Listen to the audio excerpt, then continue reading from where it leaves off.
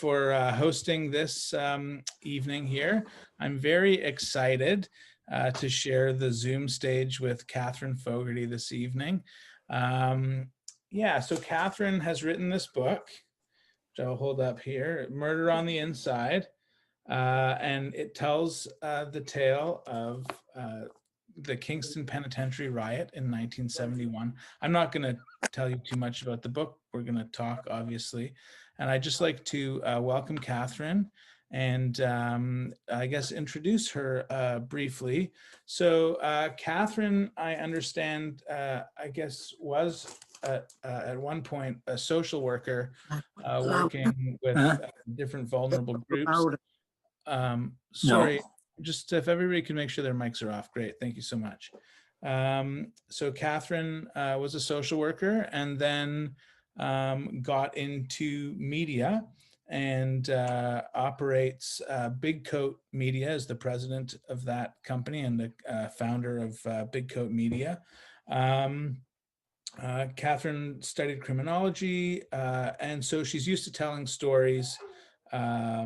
And she's got an amazing list of credits from some shows you might know from television, like Love It or List It, which is one that I enjoy. I guess here in the county, why would you ever list it, right? That's, I don't know if you ever did anything here in the county with that. We did.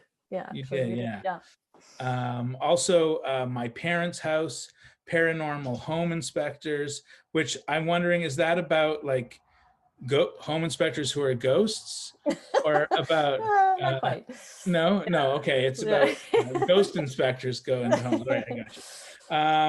And now Catherine is working on an amazing project, has already done 40 episodes of a Canadian true crime podcast called the Story Hunter podcast. And of course, between all of that producing, she wrote a book. And it's an amazing book, which tells an amazing story about, obviously, the riot in 1971 at the Kingston Penitentiary, but also about kind of the history of Canadian penal philosophy, correctional philosophy, and the trajectory of how our justice and correctional systems have kind of evolved and changed over time, and what this event in 1971, what impact that has had, and kind of what the policies of the Canadian government, how they influenced and may have led up to the riot in 1971. So, but it's a really amazing story, and knowing your background, Catherine, I would like at some point to touch on the question about whether you have plans to make this into some kind of media project, but maybe I can just bring you now into it after that lengthy introduction and say, welcome. Thank you for being here. And yeah, what inspired you to tell this story? Why don't we start there? Oh, great. Well, first of all, thank you very much. And I'll tell you about Paranormal Home Inspectors another time. And thank you to Liz for hosting the event, and the Prince Edward County Library. I've been a long time part-time resident of Prince Edward County for over 20 years. So this is really special for me. It's, as you said, you would never list in Prince Edward County. It's an amazing, amazing place that's certainly gone through many transformations over the years. So the book began in 2016.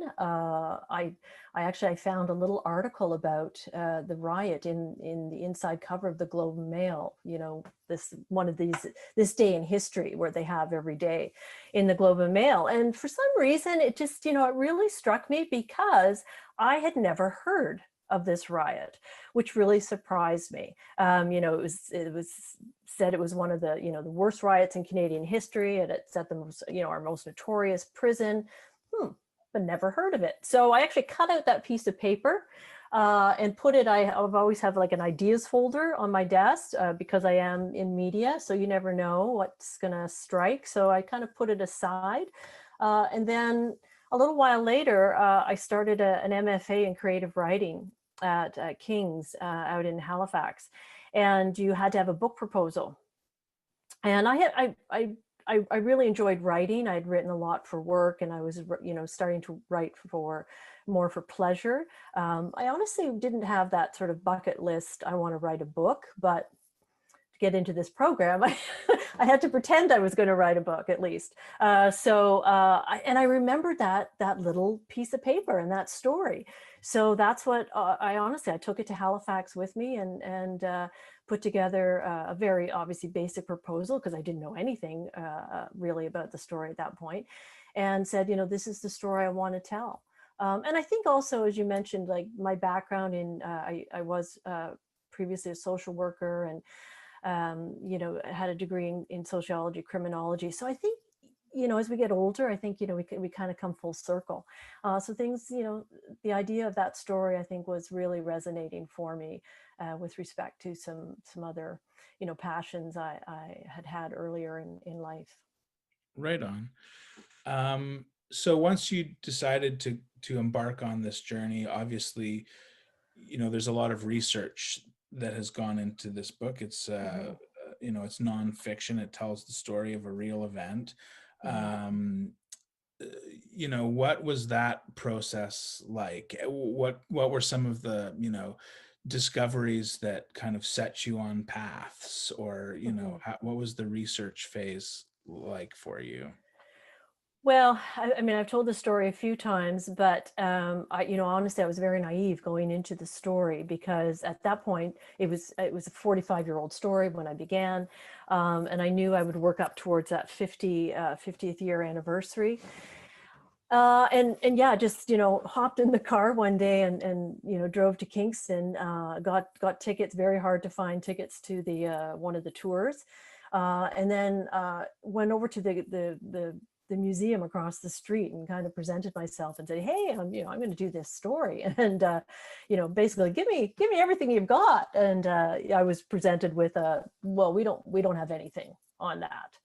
And I thought, well, what? Like, that doesn't make any sense to me. So that was the beginning of a long line of no's. So that was, I mean, in retrospect, I think that was a good thing, because for me, the more the more resistance that I got to telling this story, and opening up the archives to what this story was about, the more I was propelled to keep going. And I knew it was going to be hard. And there were a few times where I thought, can I do this? Because I didn't have the experience. I'm not an investigative journalist, and I kind of became an accidental Right. journalist, because the digging, I had to learn how to be able to unearth this story from many years ago, and I wasn't going to get the help of the Canadian Correctional Services. That was for sure. Yeah. Well, and by the time I guess you started researching, a lot of the, the characters in the story who are spoken about in the book, like, Hmm. weren't alive anymore. Hmm. So um, there's even a story, I think, is in the introduction, where you talk about how the photos weren't in the Queen's archives or something, like where all the negatives were missing from Yeah. the riot. Like, Yeah. so how did you get around that, I guess, in telling the story? Were there other sources, or were there some Mhm. sources that were like kind of keystones for you? Yeah, again, several trips up to Kingston, and because it was nonfiction, and the key premise of nonfiction is you can't make anything up. You can't take a piece of a story and then embellish it. So what I did, and what I realized I had to do very early on, as you said, many of the people in the story had passed on, but I definitely needed to find any of those individuals that were still alive and still with us. Out of the 6 guards that were kidnapped, one of them was still with us. So I was able to connect with him. His name is Kerry Bichelle, and he was the youngest guard at the time. He'd only been on the job a few months, so you can imagine how this impacted him. And I actually wrote I found, again, through Google searches and things like that, you can find people. So I found this gentleman, but I thought I can't cold call him and say, hey, can we talk about this horrible event that happened to you 45 years ago? So I actually wrote him a letter. I thought that would be a softer approach, and said, if you'd like to talk about it, please do. And yeah, within a couple of days, he contacted me, and then I went down and met with him and his wife, and he was an incredible resource. And then I also met with prisoners and talked to prisoners, interviewed prisoners. I went up. I was very fortunate to meet a retired correctional officer who runs the organization for retired correctional officers up in the Kingston area.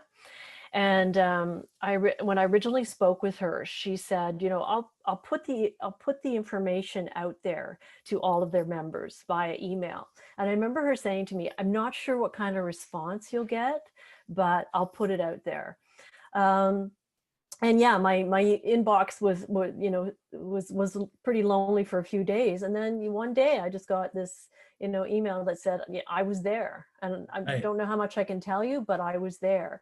And then that kind of snowballed into meeting some of the guards that had been present during the riot and some of their family members. So Okay. Wow. So I guess, like, I'm not sure who in the audience has read the book, how much they know about the story of the riot. I mean, can you kind of give us the brief thrust of what unfolded that day? Just the summary version, I guess. Yeah, for 4 or 5 years of research. Okay, here we go. Yeah, let's No, see. so the Kingston Penitentiary riot, it started on April the 14th, 1971. And again, you can imagine it was, in an era of, civil rights and human rights and issues related to that. So this is all bubbling to the surface, different things that were going on in the early 1970s for young people. And there was young people sitting in that prison at the time.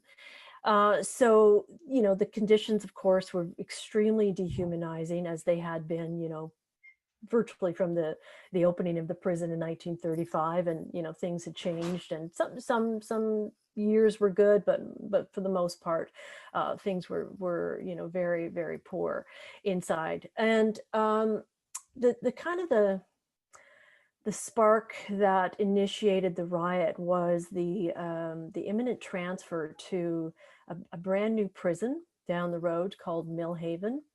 And Millhaven was the first of the government's new approach to our prisons in Canada, which was called Supermax.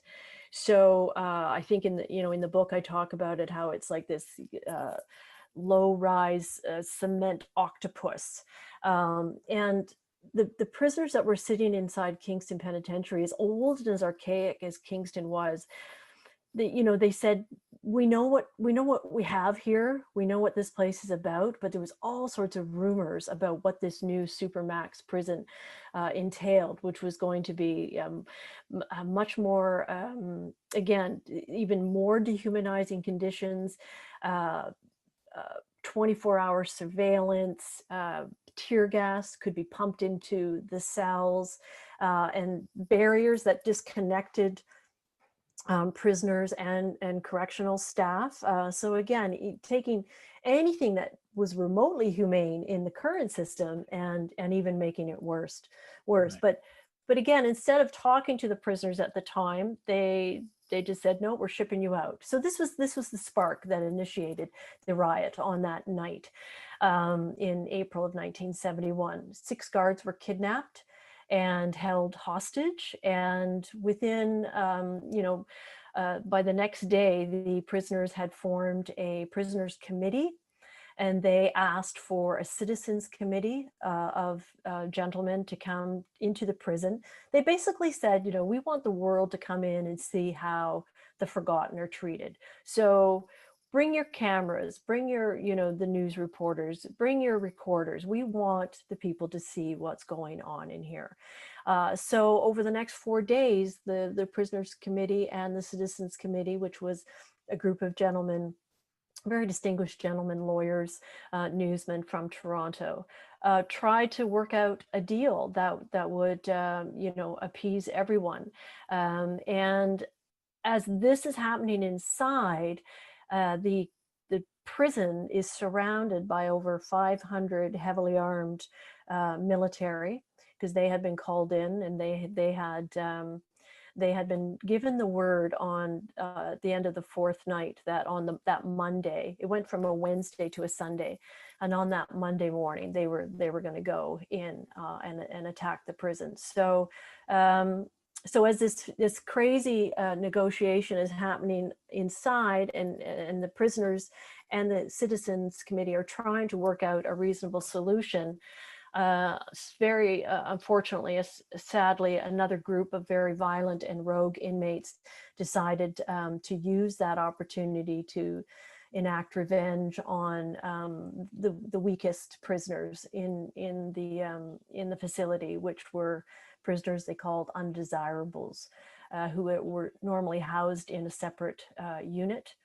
And so they dragged 16 of those men out of that unit and tied them to chairs in a circle in the dome area of the prison, and proceeded to beat them and torture them until two of them ended up dying.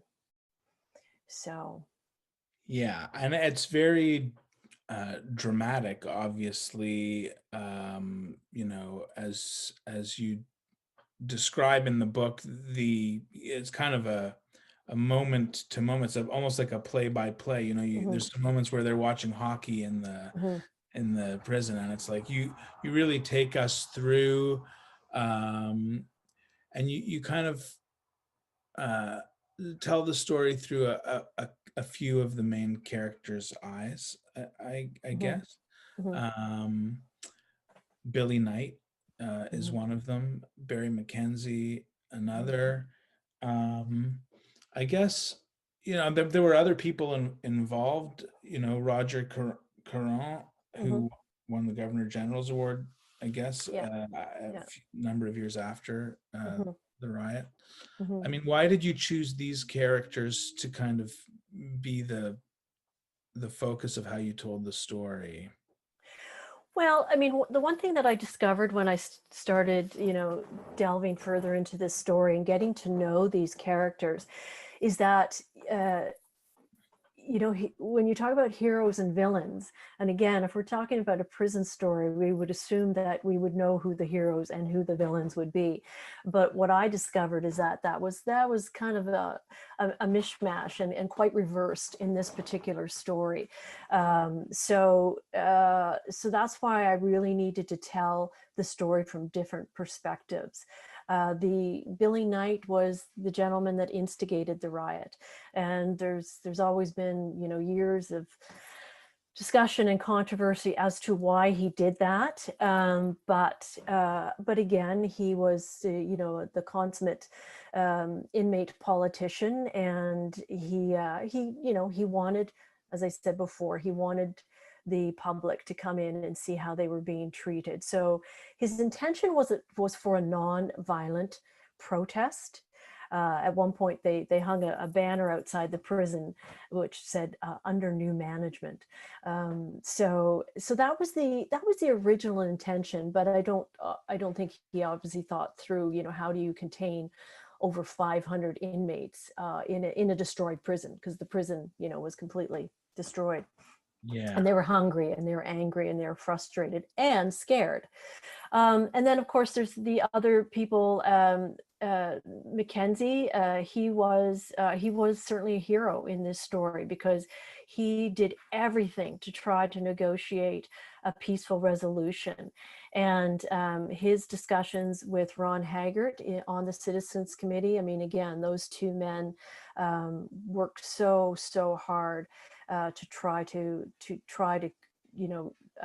create a peaceful resolve. And unfortunately, that failed, because the other thing that I didn't mention was that when the riot was over, the inmates were then bused to Millhaven, and when they got to Millhaven, they were beaten. There were guards waiting, a long line of guards. Called it the gauntlet, and as they got off the buses, they were beaten. So what Mackenzie had tried to avoid, because they knew there would be physical retribution, they weren't able to do that. And the other thing, with respect to the environment that was in there, at one point I talk about the guards and the inmates, and I said, in one way or the other, they were all doing time, because that was the situation. I mean, there wasn't, the guards at that point were not well educated and very poorly trained. They had to train on the job and basically, thrown in there and told how to treat inmates by the old guard. In other words, don't be a con lover, do not be kind or respectful to any of the inmates. So it was a very difficult and volatile environment for sure for everybody that was in there. And then on the outside, the villains, and were primarily in Ottawa. So. Yeah, well, let's go a little bit. Let's blow it out a little bit like that, and take a look at Ottawa and the Solicitor General. Was it Goyer, yeah. Goyer? Jean-Pierre Goyer, yeah. Yeah. Mhm. And he obviously was a major decision maker in terms of how this riot was handled from the outside, and what a big part of the negotiations, and saying no to flexibility around what the prisoners were asking for in terms of amnesty for what happened in the riot, and you kind of frame him as a little bit, at least in my reading of it, it was like the outcome might have been different if different choices had been made, and different, he particularly had made some different choices.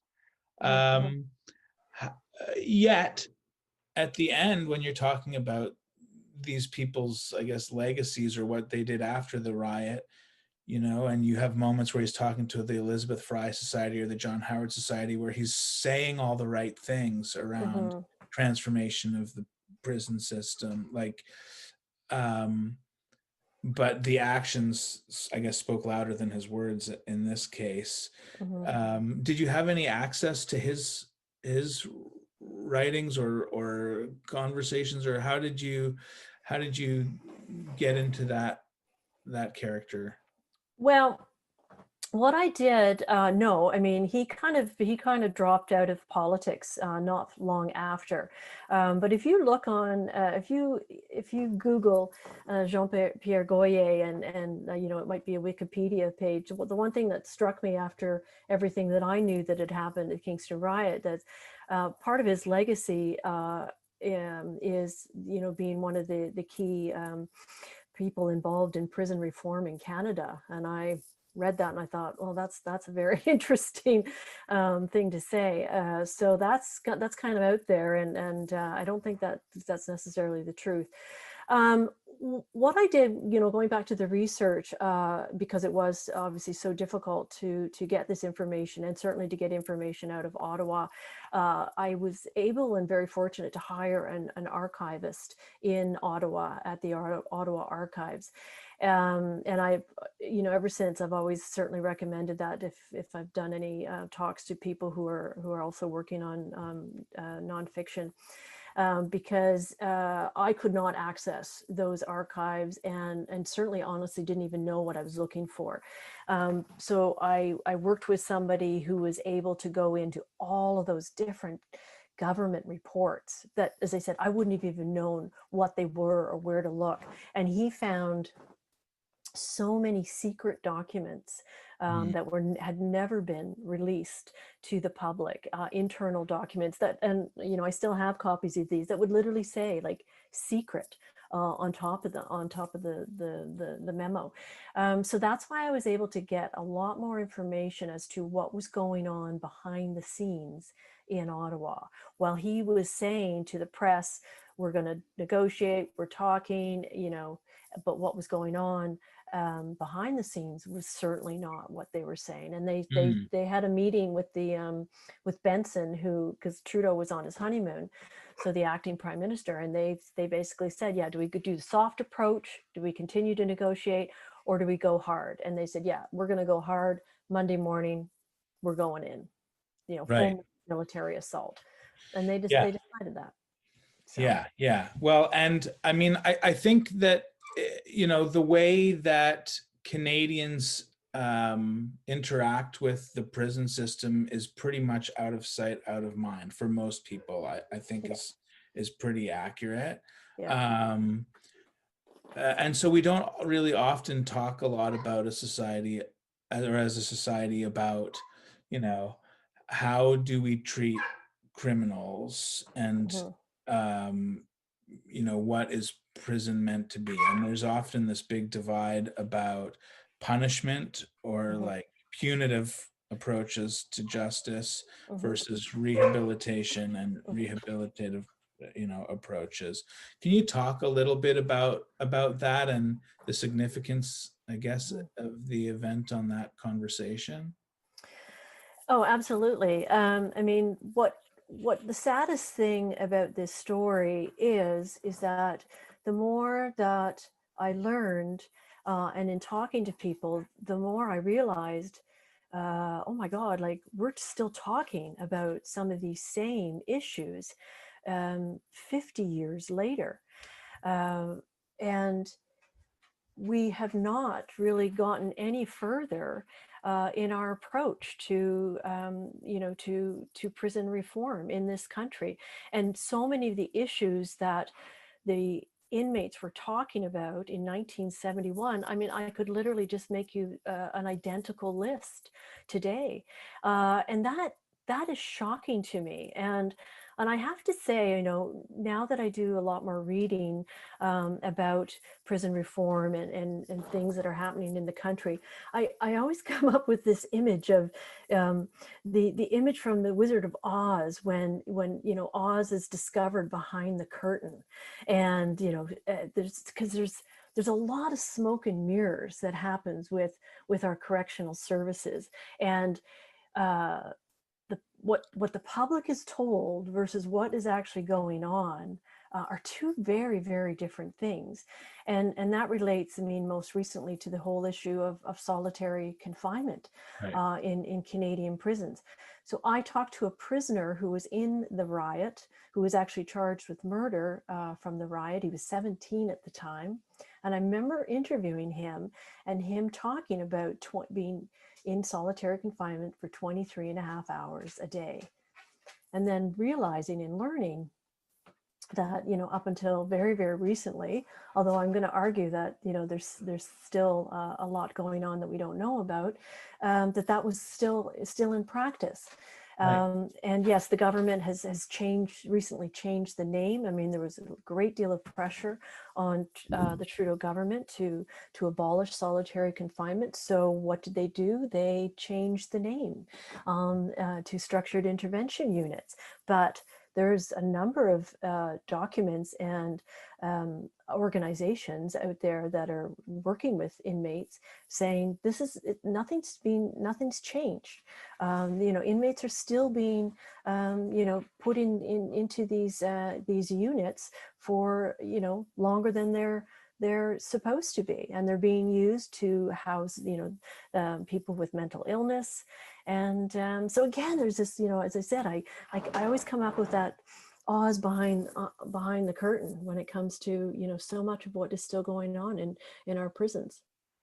Yeah, and like you say, they only let you know what they want you to know. Like when you were trying to go Mm-hmm. through PSC, or trying to get the stuff from the museum, like Mm-hmm. um, I did a project, a documentary on the prison farm closures, and so I Mm-hmm. dealt with CSC in the same way. And there was like no access. The only time I actually got to go into the prison was when Vic Taves did a press conference at Collins Bay, like kind of near the end. I don't know if you followed the prison farm Oh stuff. yeah, yeah. We could talk about that too. Yeah, that's a whole other Sure. conversation. Yeah, but again, a little bit of, not a little bit, but there's some duplicity that's going on there with respect to what the public is being told, and what's great for farms and bring back the farms, and it's going to be great for inmates, and versus what's actually going on. So sure. Yeah. Well, that, I mean, but again, it's still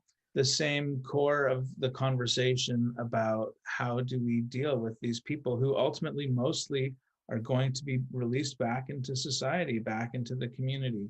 And what do we want to focus on? Trying to create conditions where those people will have more of a chance of success at integrating back into the community, or do we absolutely. want them sitting in solitary for 23 and a half hours, or and then not being, and then ending up back there because they can't function in our communities. So Yeah. I think that you do a great job of telling this gripping story. For the first 2/3 of the book, it's about what's happening on the ground in the moment during the riot. It's almost like Law and Order or something. And then the last third, you've already got us, and then you're able to go more deep, more Right. deeply into kind of the discussions around justice and yeah, not only for the people who were in the riot, either as the guards at Millhaven who beat the prisoners upon transfer, or the prisoners who undertook this wild beating and killing, what do you mean, not ritual, but I mean, it's interesting. This is one thing that I noticed, if I can ask you about this, because I noticed it in the book. You describe the moment, there's a moment when, is it Glenn Miller, is that the prisoner's name, who drinks from the chalice? Oh, right. What you right? Morris. Morris. Morris, sorry, Yeah. Morris. Oh, Glenn Miller's a singer, I think. Right? Yeah. Anyways, Yeah. but Glenn Morris. Morris, thank you. Drinks, and then you come back to that moment when it's brought up as evidence in the trial. And it had never been mentioned before in the background when the lawyers were doing the pre-trial questioning, so it came as a surprise within the Right. trial. And Right. is that the only time it was mentioned? And I mean, it's obviously, from a storytelling perspective, an image that is, loaded, right, and is Yeah. larger than life, and kind of speaks to what's going on and the heinousness of it all, right? Yeah. So did you find sometimes that you didn't know what there was to believe, or whether something was true or exaggerated in certain people's tellings of it? Like, how did you deal with conflicting information too, I guess? Yeah, it's a very good question, because what happened early on is, as you mentioned, Roger Caron, who was an inmate and lived through the riot, he wrote a book called Bingo. So there is, another book written from an inmate's perspective. And what I was told when I read that book, I mean, was that I was originally told by numerous sources that it had been embellished. And many of those, because he talks about a lot of that violence. And, different sources said to me, no, that didn't happen. That's not true, et cetera, et cetera. So I thought, okay, let me hang on to that. And unless I can verify it, I would not be able to put it in the book. So another research rabbit hole that I had to go down into was the Ontario Archives, because the Ontario Archives held all of the trial transcripts. And so I had to go through Freedom of Information. They said, no, we're not going to give you those. And then I had to appeal that. So again, long, months and months of going back and forth until, I finally convinced them, I'm trying to tell the true story of what happened in this riot. And I cannot tell that true story unless I see the actual trial transcript. So I finally got a hold of those. Wow. And gosh, was I happy or not? I mean, it was a mixed emotion, because what I learned uh, quickly was everything that Roger Caron had said was absolutely true, and then some. And what happened during the trial, and why that came out later, because of course the other, the inmates don't rat on other inmates. So to get some of those inmates to testify was very, very difficult. I mean, they were under threat. Somebody had stolen a witness list. Those names had gone through the prison system. I mean, these men were highly, highly at risk, as I talk about in the book. So that's why that information would not have been heard earlier on, because, until that witness actually sat down and said, and this is what I saw. And again, I'm sure at the time they thought this cannot be true, but so that's what happened with some of those details, and it was very, very hard to write. Yeah. I still, I remember reading Roger Caron's book for the first time and literally not being able to get through it, because it was so graphic and so difficult. But I did have to. I knew I had to, support this story with what was true. Yeah, yeah. Well, it's an amazing book. I mean, if you're in the audience and you have not read it, definitely go pick it up and check it out. Can we talk for a second, Catherine, about like what you hope comes from this? Like, not necessarily in terms of corrections, but in terms of the book. Like, you are a media maker. Um, you own the rights now to the book already. That's one thing crossed off the list, right? Like, do you have a vision for where you want to go, or do you want to write other books? Like, what's your next thing? You want to talk Um, the Thank you for asking that. The next book idea I'm still toying with. I loved this process, but it certainly is it's a very long process. I was very, very passionate about this story, and got even more passionate the further I got into it, and that's what kept me going for 4 or 5 years. And I was also very, very fortunate to get a publisher on board right away. The Canadian publishing industry, as many of our arts industries in Canada, as you know, as a filmmaker, is very, very difficult. Very difficult to get something produced or something published. So I was very fortunate. For me, for this story is certainly I'm very, very grateful and thankful for anybody who's reading it, because I certainly want this story to be told to keep the conversation going. One of the biggest questions is, with all that's going on in the world, how do we make people care about what's happening in our prisons? It's, lock them up, throw away the key mentality. And as you said earlier, well over 90% of our federal inmates are coming back out. So who do we want coming back out? And right now, the system that we have in place is just is creating more criminals and harder criminals than who went in. So without community support, without ongoing community dialogue and collaboration, that's going to continue. And it's very scary to me, and it should be for everyone, in Canada, to think, wow, we're still talking about the same things. And I mean, I can go back to the Archibald report that I talk about in the book from 1938, where those recommendations were, strict discipline but humane treatment. And I actually I discovered that the Senate committee just released a report this year, and it's called Human Rights of Federally Sentenced Inmates. And it's it's almost a 400-page report, and there are over 100 recommendations in that report. But again, that doesn't get out to the public. We don't know anything of what's happening there. So So we really need to look at what's happening in our prisons, and again, the very key issues of systemic inequalities. Who's in our prisons? You know, the faces of the people who are in our prisons, definitely overrepresented by Indigenous and Black inmates in our prisons. So why is that?